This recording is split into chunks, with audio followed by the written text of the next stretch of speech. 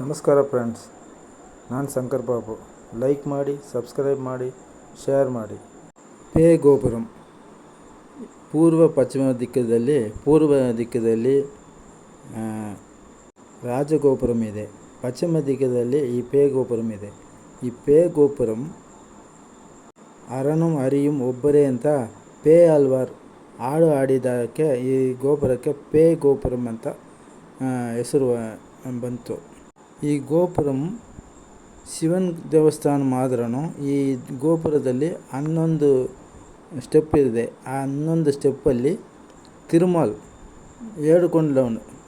ಈ pay ಗೋಪುರದಲ್ಲಿ 11 step ಇರುತ್ತೆ. ಅದರಲ್ಲಿ ಶ್ರೀಕೃಷ್ಣನ ದಶಾವತಾರ ಶಿಲೆ ಮಾಡಿದ್ದಾರೆ.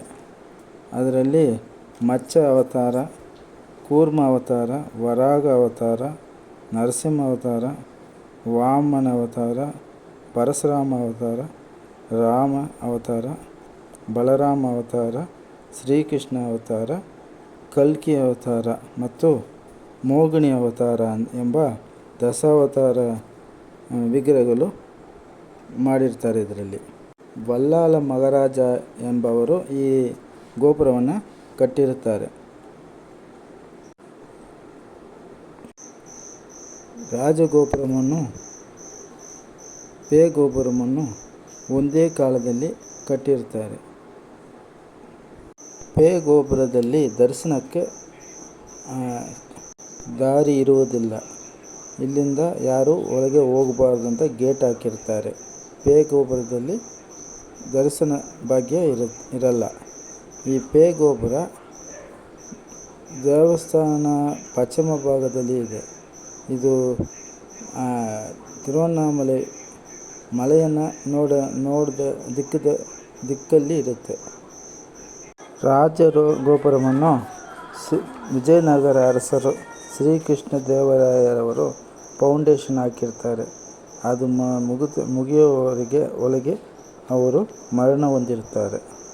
ಅದಕ್ಕೆ ತಿರುವಣ್ಣಾಮಲೈ ರಾಜರು ಸೆಮ್ಮಪ್ಪ ನಾಯಕರ್ ಎಂಬವರು ಪೂರ್ತಿ ಮಾಡಿರ್ತಾರೆ.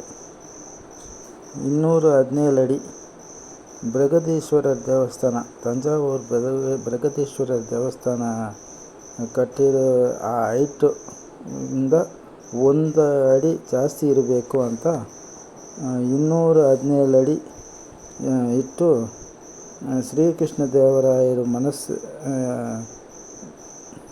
ಅವರು ಮನಸ್ಸಲ್ಲಿ ಇರುವುದನ್ನೇ 217 ಅಡಿ 1 ಅಡಿ ಜಾಸ್ತಿ ಇರಬೇಕು ಅಂತ